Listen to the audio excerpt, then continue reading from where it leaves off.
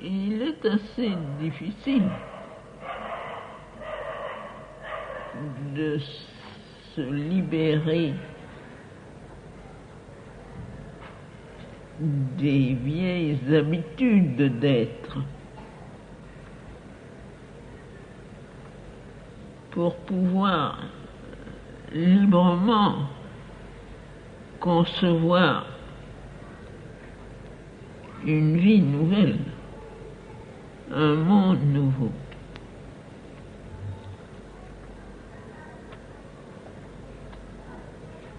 Et naturellement, la libération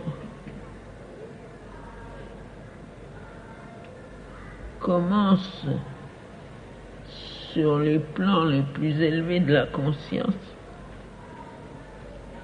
Il est plus facile pour l'esprit ou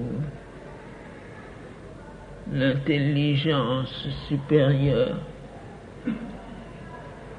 de concevoir les choses nouvelles qu'il n'est facile pour l'être vital, par exemple, de sentir les choses d'une façon nouvelle. Et il est encore plus difficile que le corps est une perception purement matérielle de ce que sera un monde nouveau. Pourtant, cette perception doit précéder la transformation matérielle. On doit d'abord sentir d'une façon très concrète l'étrangeté des choses anciennes, leur manque d'actualité, si je puis dire.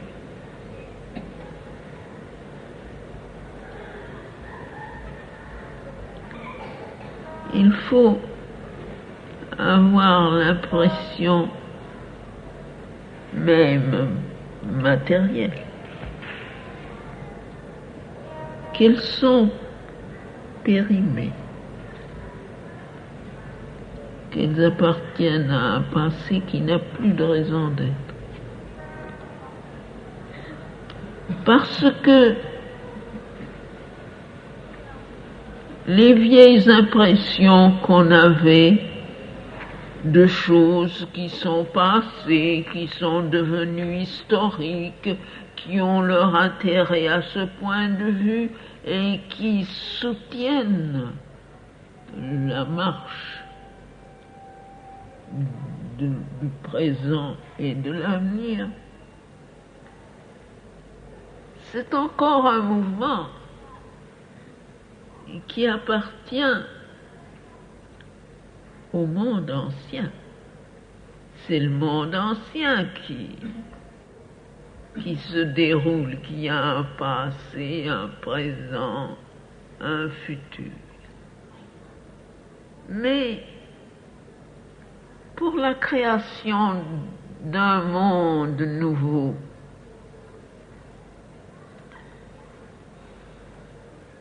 il n'y a pour ainsi dire de continuité qu'une continuité de transition qui donne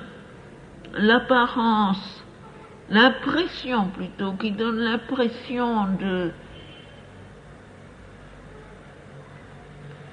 deux choses qui sont entremêlées encore, mais presque décalées.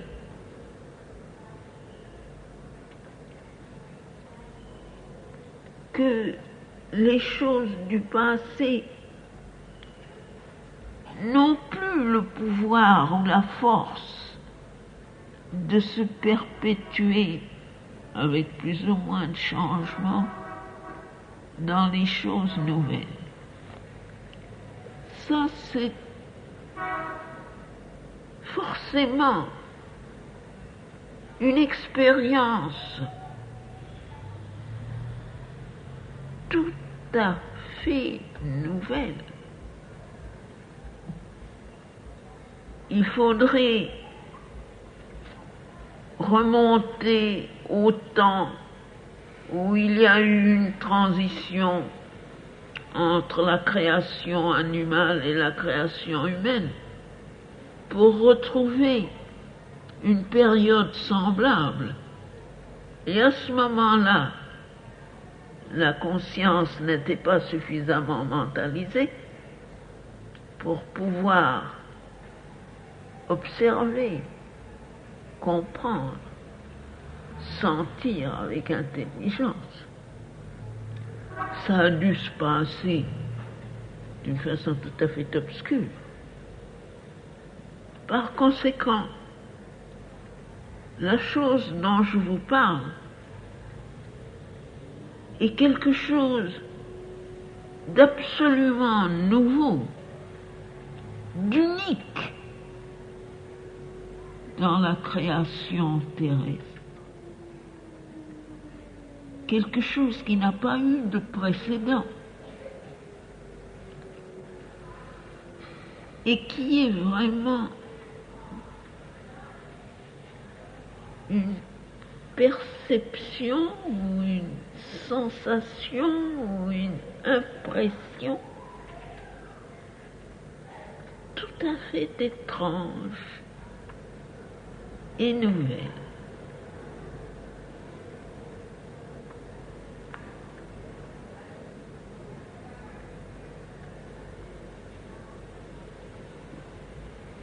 Un décalage.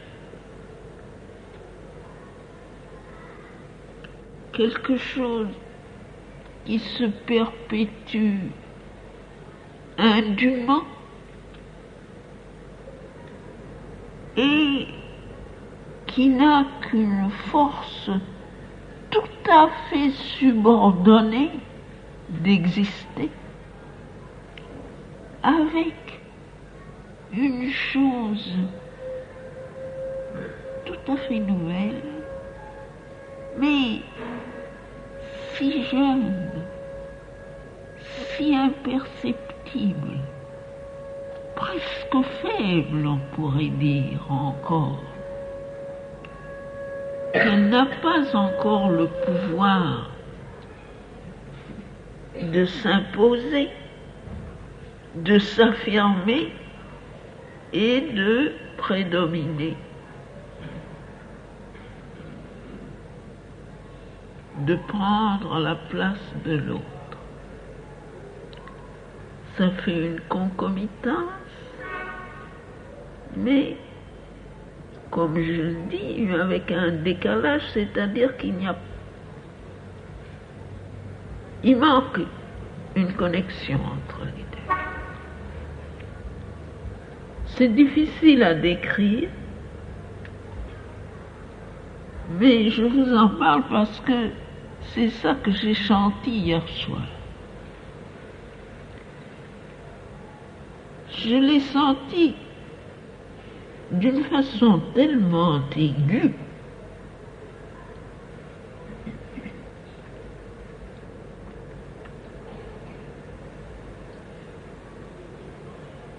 que ça m'a fait regarder un certain nombre de choses.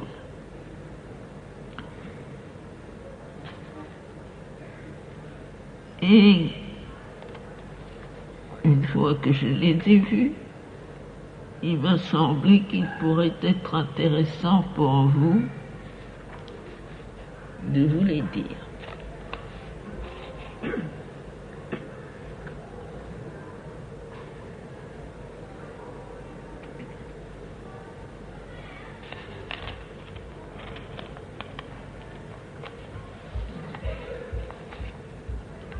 Ça paraît étrange qu'une chose si nouvelle, si spéciale, et je pourrais dire si inattendue, s'est produite à l'occasion d'un film. Pour les gens qui croient qu'il y a des choses importantes et d'autres qui ne le sont pas, qu'il y a des activités qui aident le yoga et d'autres qui ne l'aident pas, eh bien, c'est une occasion de plus de leur donner un démenti. J'ai toujours remarqué que c'était des choses inattendues qui vous donnaient les expériences les plus intéressantes. Mais il m'est arrivé tout d'un coup hier soir quelque chose que je viens de vous décrire comme je l'ai pu. Je ne sais pas si je suis arrivé à me faire comprendre. Mais c'était vraiment tout à fait nouveau et tout à fait inattendu. On nous a montré plus ou moins maladroitement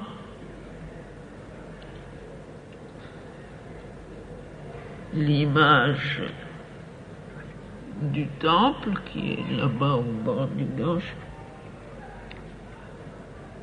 et la statue de la Kali, parce que je suppose que c'était la photographie de cette statue.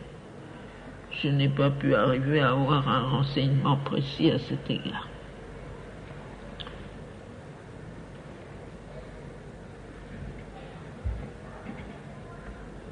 Et en même temps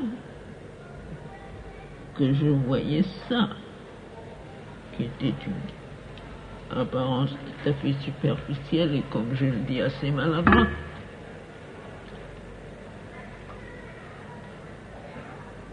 je voyais la réalité que ça essayait de représenter, ce qui était derrière. Et ça m'a mis en rapport avec tout ce monde religieux, d'adoration, d'aspiration,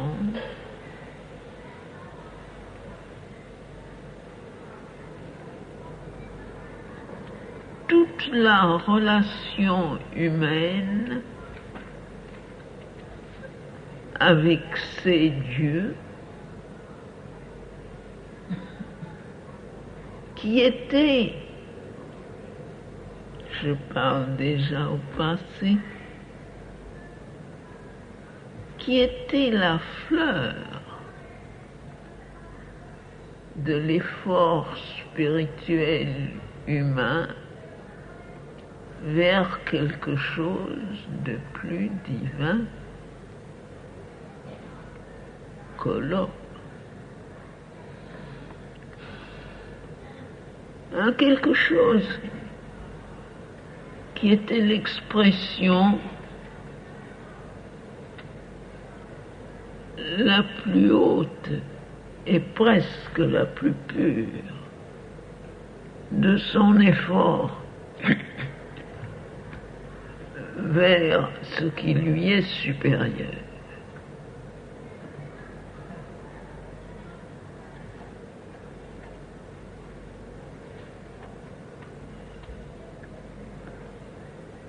Et tout d'un coup,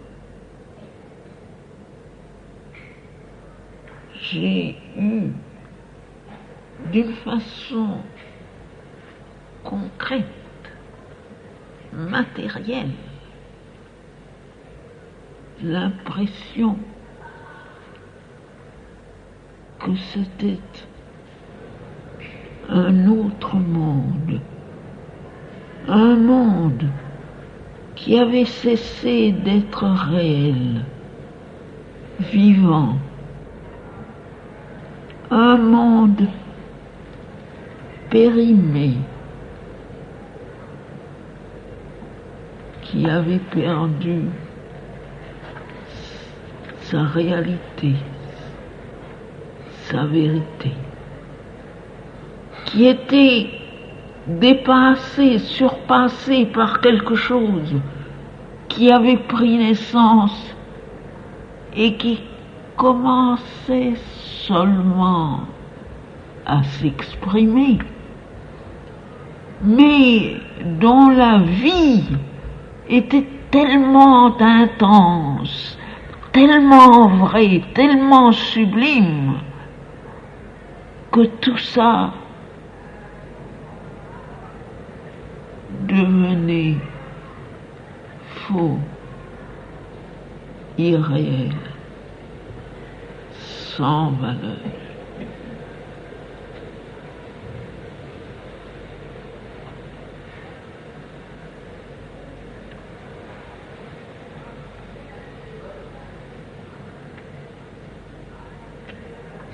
Alors,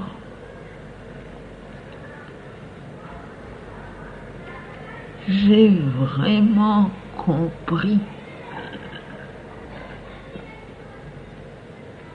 parce que compris non avec la tête, non avec l'intelligence, mais compris avec le corps, vous comprenez ce que je veux dire?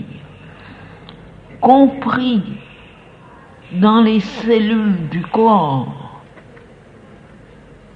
qu'un monde nouveau est né et qu'il commence à croître. Et alors,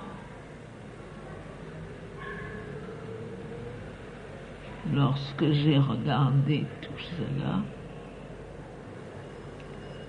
je me suis souvenu de quelque chose qui s'est passé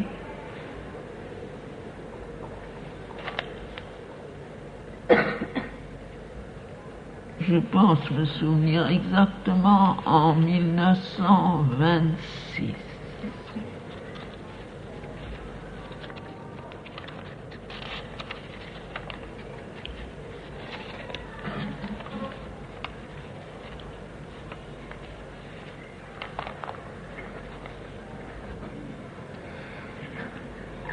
M. Bindo m'avait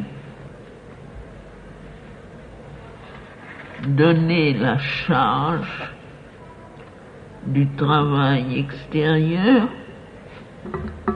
parce qu'il voulait se retirer en concentration pour hâter la manifestation de la conscience supramentale.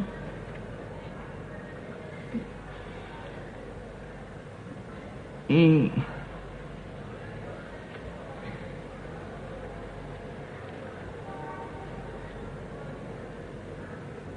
il avait annoncé aux quelques-uns qui étaient là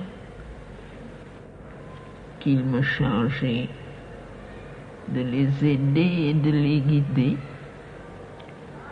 que je resterais en rapport avec lui naturellement et qu'à travers moi il ferait le travail.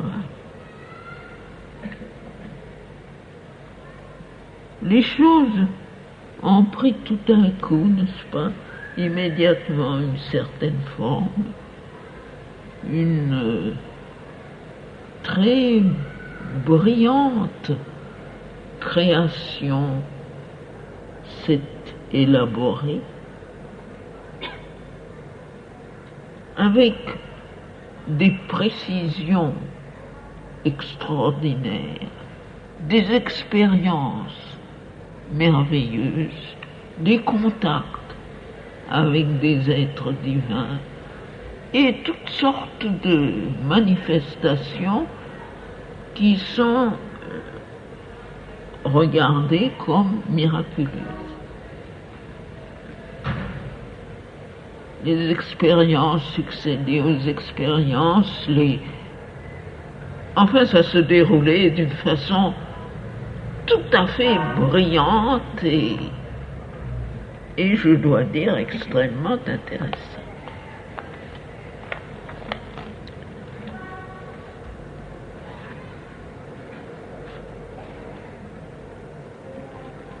Un jour que je suis allé comme d'habitude rapporter à Shéobindo ce qui s'était passé, on était arrivé à quelque chose qui était vraiment fort intéressant. Et peut-être ai-je montré un peu d'enthousiasme dans ma relation de ce qui s'était passé.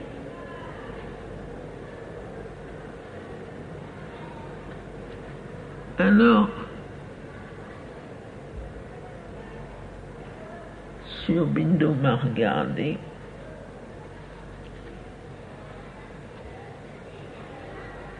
et il m'a dit, je traduis en français, oui, c'est une création de l'overmind, du surmental. Elle est très intéressante, elle est très bien faite. Vous arriverez à des miracles qui vous rendront célèbres dans le monde entier. Vous pourrez bouleverser tous les événements de la Terre. Enfin, et alors il a souri. Il a dit, ce sera un grand succès.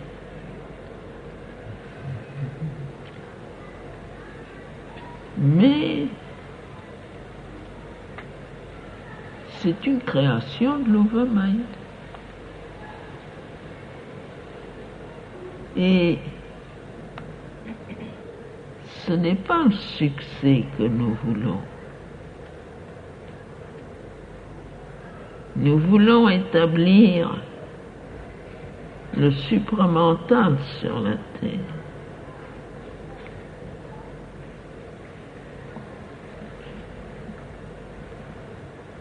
Il faut savoir renoncer au succès immédiat pour créer le monde nouveau, le monde supramental dans son intégralité.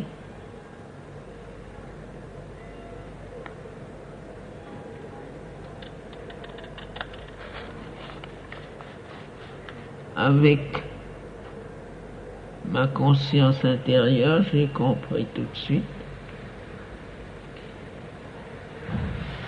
Quelques heures après, la création n'existait plus.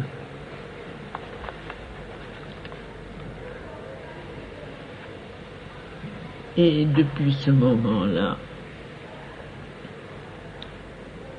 on est reparti sur d'autres bases.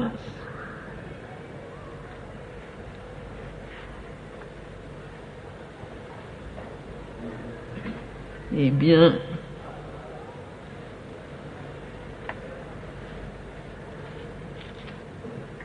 je vous ai annoncé à tous que ce monde nouveau était né. Mais il a été tellement comme englouti dans le monde ancien que jusqu'à présent l'indifférence n'a pas été très sensible pour beaucoup de gens. Pourtant,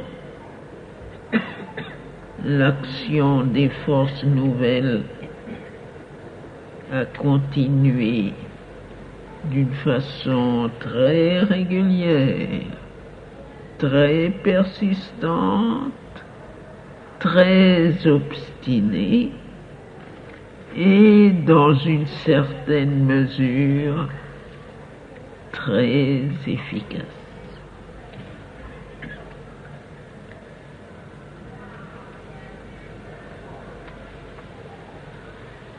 Et une des manifestations de cette action a été mon expérience vraiment si nouvelle d'hier soir.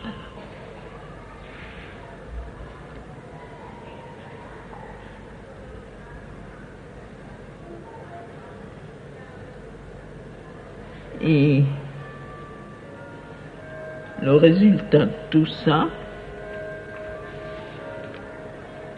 je l'ai noté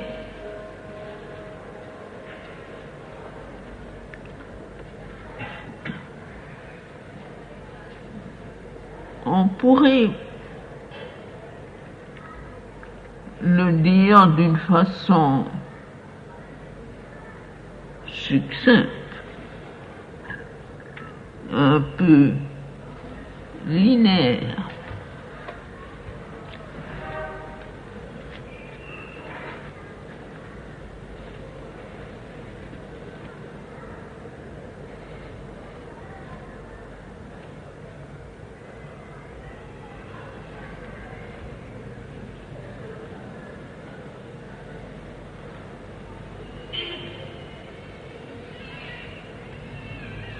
Ce n'est pas seulement une conception nouvelle de la vie spirituelle et de la réalité divine.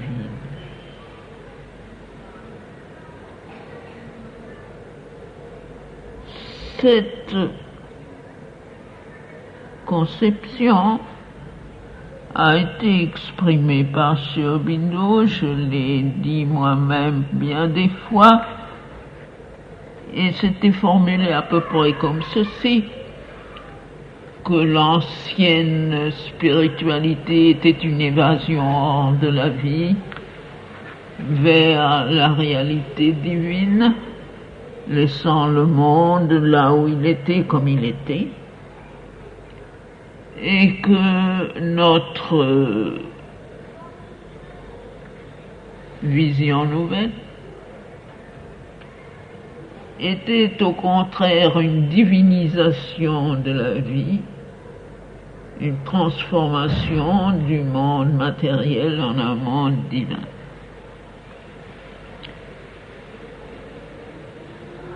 Ça a été dit, répété, plus ou moins compris. Enfin, c'est la base d'idées de ce que l'on veut faire. Mais ça pourrait être une continuation avec une amélioration, un élargissement du monde ancien tel qu'il était. Et tant que c'est là-haut, dans le domaine de la pensée, au fond, ce n'est guère que ça.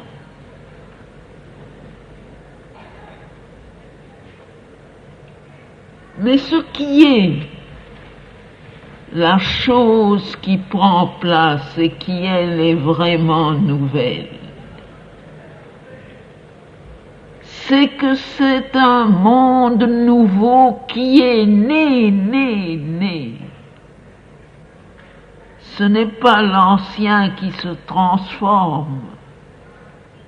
C'est un monde nouveau qui est né.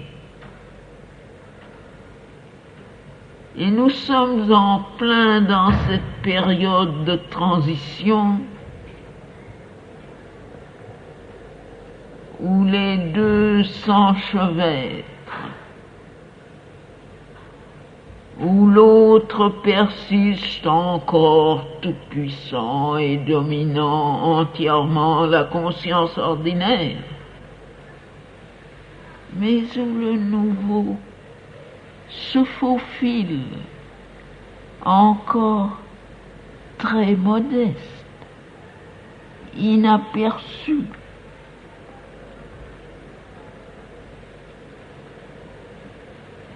Inaperçu au point qu'il, extérieurement, il ne dérange pas grand-chose pour le moment. Et que même dans la conscience de la plupart, il est tout à fait imperceptible. Et pourtant, il travaille, il croit jusqu'au moment où il sera assez fort pour s'imposer visiblement.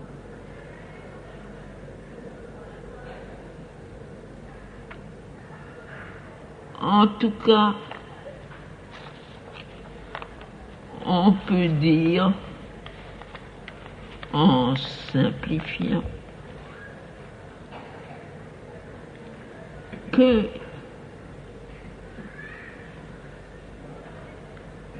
la caractéristique de l'ancien monde, de la création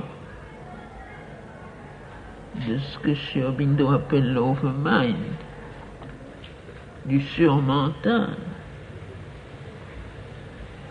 était celle d'un âge des dieux. Et par conséquent, l'âge des religions.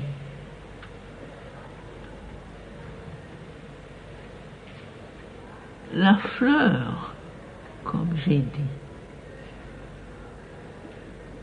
de l'effort humain vers ce qui lui était supérieur, a donné naissance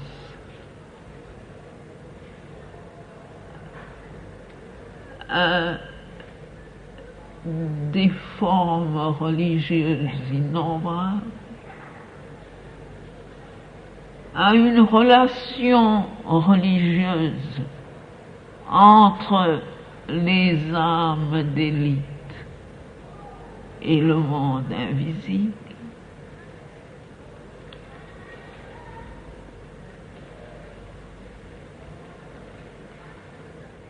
Et au sommet de tout cela, comme l'effort vers une réalisation plus haute, est née cette idée de l'unité des religions, de ce quelque chose d'unique qui est derrière toutes ces manifestations. Et cette idée a été vraiment, pour ainsi dire, le plafond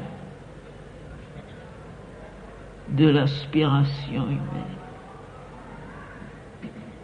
Eh bien ça, c'est à la frontière. C'est le quelque chose qui appartient encore complètement au monde surmental, à la création surmentale, et qui, de là, semble regarder le quelque chose d'autre, qui est une nouvelle création et qu'il ne peut pas saisir, qu'il essaye d'atteindre mais qu'il ne peut pas saisir. Pour le saisir, c'est un renversement qui est nécessaire. Il faut sortir de la création surmental. Il fallait que la nouvelle création, la création supramentale, ait lieu. Et maintenant, toutes ces vieilles choses paraissent si vieilles, si périmées, si arbitraires. Un tel travestissement de la vérité vraie.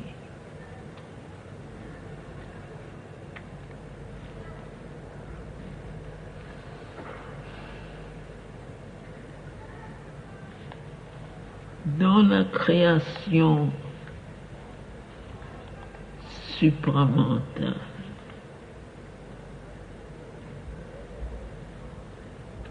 il n'y aura plus de religion.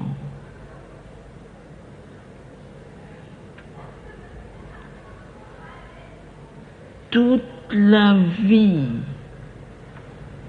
sera l'expression, l'épanouissement dans les formes de l'unité divine se manifestant dans le monde, et il n'y aura plus ce que les hommes appellent maintenant des dieux.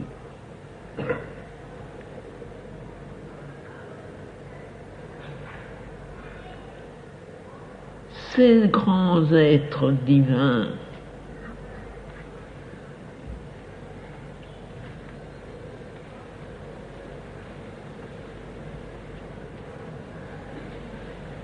pourront eux-mêmes participer à la création nouvelle. Mais pour cela, il faudra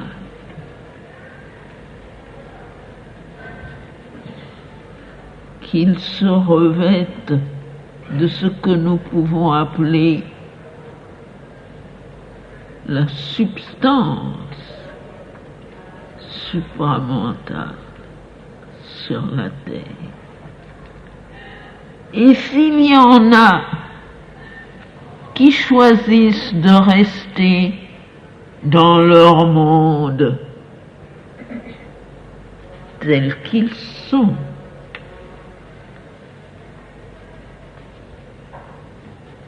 s'ils décident de ne pas se manifester physiquement,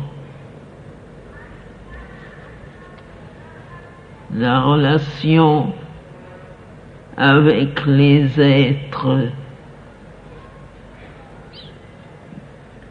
d'un monde supramental sera une relation d'amis, de collaborateurs, d'égal à égal.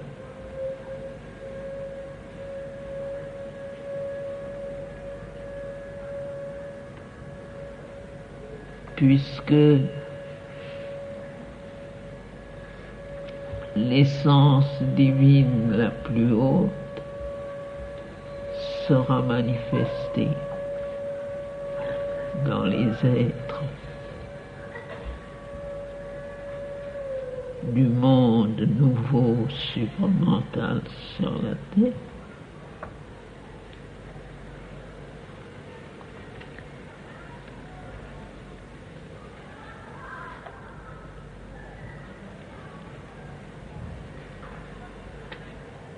Quand la substance physique sera supramentalisée, d'être incarné sur la terre ne sera pas une cause d'infériorité, bien au contraire.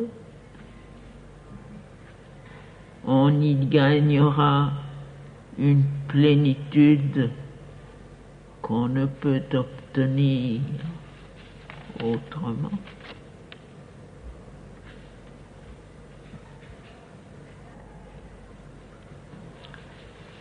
Mais tout cela, c'est l'avenir. C'est un avenir qui a commencé, mais qui prendra un certain temps pour se réaliser intégralement. En attendant, nous sommes dans une situation très spéciale, extrêmement spéciale, qui n'a pas eu de précédent.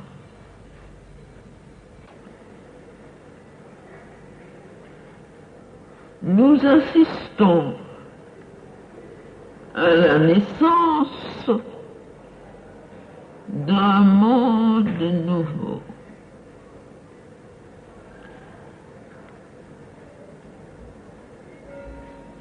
Tout jeune, tout faible, non pas dans son essence, mais dans sa manifestation extérieure, pas encore reconnu, même pas senti, nié par la plupart, mais il est là. Il est là.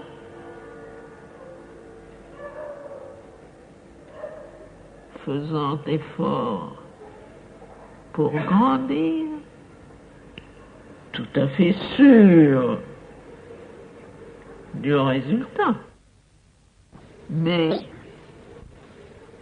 le chemin pour y arriver, c'est un chemin tout nouveau qui n'a jamais été tracé auparavant. Personne n'est allé là, personne n'a fait ça. C'est un début universel. C'est par conséquent une aventure absolument inattendue et imprévisible.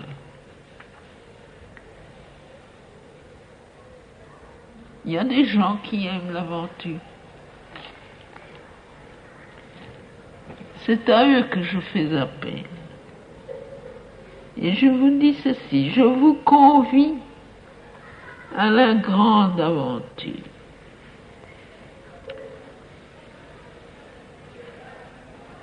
Il ne s'agit pas de faire spirituellement ce que les autres ont fait avant nous.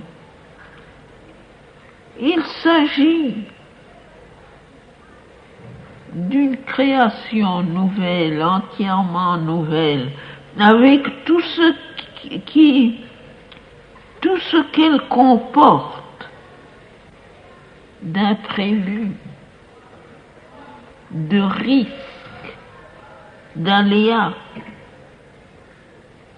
Une vraie aventure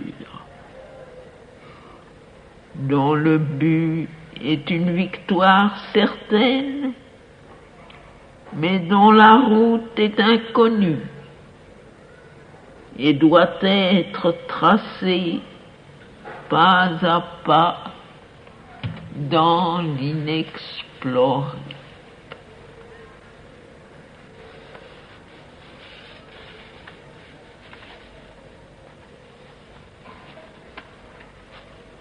Quelque chose qui n'a jamais été dans cet univers présent et qui ne sera plus jamais. Si ça vous intéresse, eh bien, on s'embarque. Ce qui vous arrivera demain, je n'en sais rien.